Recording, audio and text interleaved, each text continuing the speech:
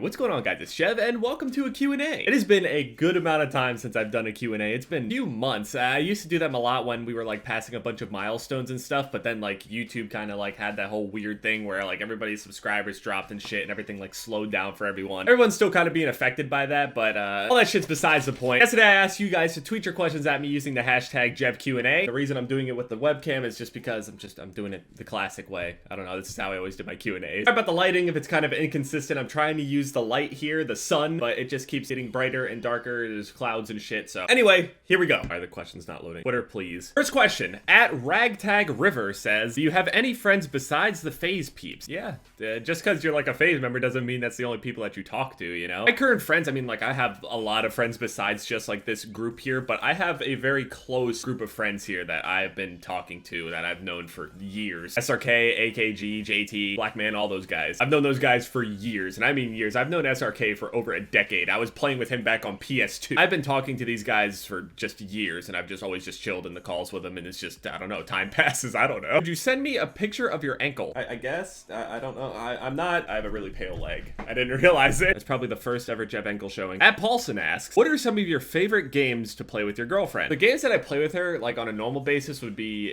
H1Z1 is probably the most. League of Legends, sometimes League of Legends, because we're ranked differently from each other. Like, I'm a couple tiers higher than her, so you can't like queue rank together. Like I could go on other accounts and stuff and play with her, but I don't usually play League of Legends because that game's pretty rage inducing. She'll get tilted, I'll get tilted, and it's just bad. And then yesterday we actually were playing Rust with Rye, everybody on his stream and her stream and everything, but those are about the only games that we really play together. Just, I don't know, just random shit. We're probably going to be looking into more things to play together because the H1Z1 after a while is just, and League of Legends after playing it for a couple years, just not together, not together. At Wayno Will asks, have you ever considered getting these foam things on your wall? Now, I've always seen these weird, I guess they're like soundproofing foam things that makes the room less echoey, I guess. Like if you completely cleared out this entire room, it would echo more the more things that you would have in the room, or put things on the walls and stuff. It makes it so it doesn't echo as much. I've always like seen other YouTubers that had those things on their walls, but they're like 10 times more professional than me. I've always done the same thing for so long, so it's kind of like weird to me. Yeah, probably. Once I find a house and everything, I'm probably gonna put a lot more work into that setup, because like, even though this is my setup and this is my room, I've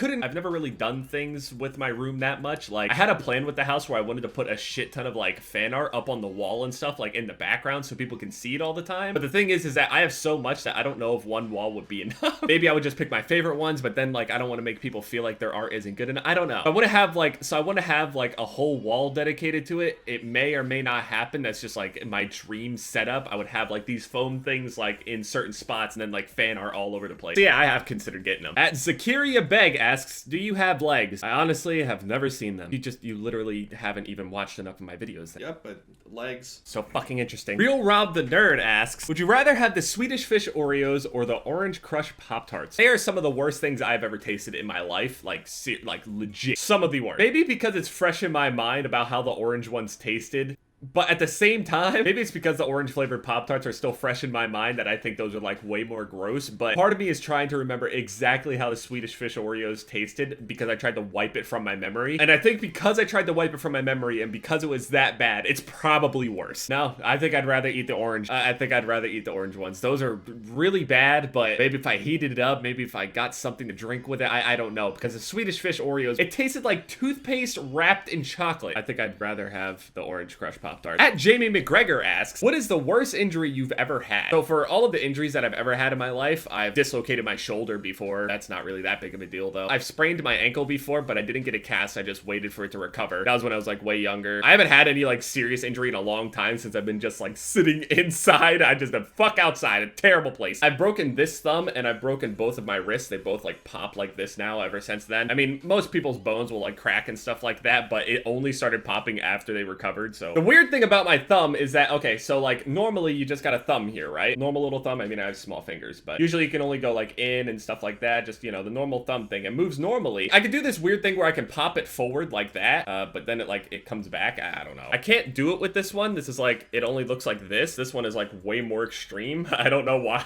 At Vorse Boss asks, are you ever going to stream? I'm not going to say never, but it's definitely not in the cards. Like I'm not even, I don't know. Since I'm always like in people's live streams and stuff or like playing with with somebody that is live streaming, I always have people like spam nerd chats and shit, and they ask, why doesn't Jeff stream and stuff? And really, it's just, I feel uncomfortable when I stream. The last times that I did stream, I mean, I had like a couple thousand viewers, I think, the last time I did stream, and this is when I was way smaller. Like, I think way even before like 1 million subscribers. And it was fun, but at the same time, it's really stressful because, and I mean, I guess streaming is just sitting there existing, but I don't want people to like come to my stream. It feels weird to actually be playing live in front of people, if that makes any sense. It makes me nervous, and on top of the fact that I'm not experienced with streaming at all, so like if something goes wrong with like streaming settings or something, like if I switch to a certain game and the game doesn't pop up on the screen and it's just a black screen and it's just me sitting there for 5 to 10 minutes trying to figure out how to get it to work and like trying to message all these people panicking, it is so fucking stressful. I know how this works. I know how to edit videos together. I know how to record videos. I have ideas to make videos, but for streams, if something goes wrong, I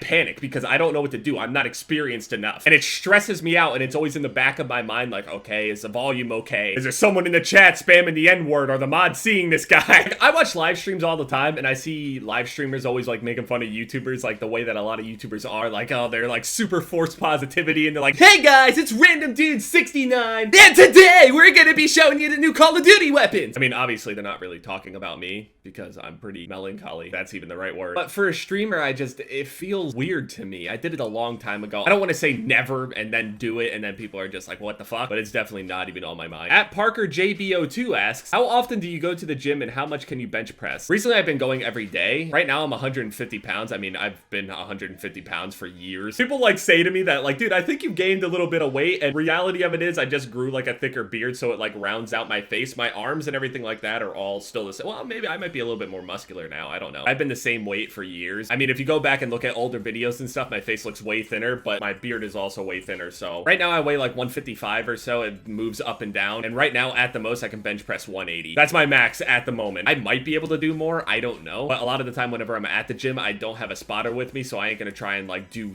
like, you know, a crazy amount. I might be able to do like maybe 200. I'd say 190 I could do, but 200, I don't know. It's kind of just not safe, and I don't want to crush my trachea in the process of me just trying to do that. So if I could press 180, you know, 3 times, you know, feeling okay, then maybe I'd try it. But just for safety reasons, I haven't tried 200. At Nick Babs 87 asks, what's going on with the house? Is it a definite, and how long until you move? Waiting to go through like taxes and stuff like that, because like as YouTubers, you have to pay in, like you don't get a tax return, you have to pay in. Since when you receive your money, it's not getting taxed usually. So you have to pay in every single year, which is why every single YouTuber, you know, in January, February, and all that stuff, when the ad revenue is also low, all the YouTubers are like, oh my god, I'm gonna go fucking homeless. So I have to pay in the taxes, see what the damages are, and then I'm gonna be looking for a house. And I'm gonna be paying the taxes within, I don't know, I guess within the next month. So anytime after that, I'm just gonna start actively looking. So pretty soon. I don't know how long it takes to finalize, you know, buying a house, obviously, because I've never done it before, or how long it's gonna take me to find the house that I really want. I also don't want to end up spending like a shit ton of money on something I don't need. So I just need space. I want a place to be able to make my videos separately from like where I'm sleeping, have a yard for the puppy and other future dogs, shit like that, you know, the typical house stuff that people want. At the Moose _ asks, which game was scarier, Until Dawn, Outlast, or Resident Evil? Like, okay, all 3 of these games were scary, okay, don't get me wrong. Until Dawn was scary in the sense of like, I didn't feel like I was going to die, if that made any sense. Like, it scared me as I was like walking around playing as a character, but since it was kind of like watching a movie, I didn't feel like I was really in the game, you know what I mean? I felt like I was watching people, so that kind of made it a little less scary, even though it's still,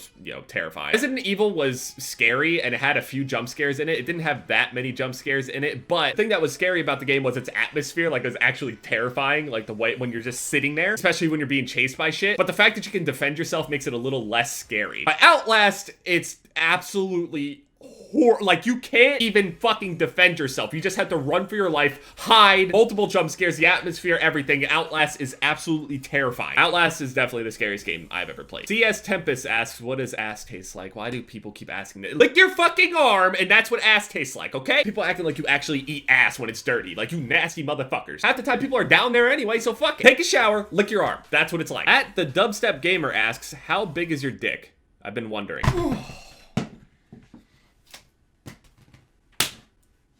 This big. Yes, I put a hat and glasses on him, okay? Don't judge me. Gotta cover the head a little bit. Oh, what a big dick. Anyway, yeah, that's for all the questions that I picked out. Thank you guys so much for watching. If you guys want more Q&As, be sure to leave a like on this video and comments and stuff like that, you know, if you enjoy it. I'm not trying to hit you guys with like Call of Duty, Call of Duty, Call of Duty each and every single day, you know. I used to do these a whole bunch. I don't really know why I stopped. It was just kind of like a whole bunch of other things. I really do enjoy doing this, so, you know, if it gets enough support, obviously I'll do them more. My most recent videos are popping up on the screen here, and, yeah. It's been Jeb, guys. Later.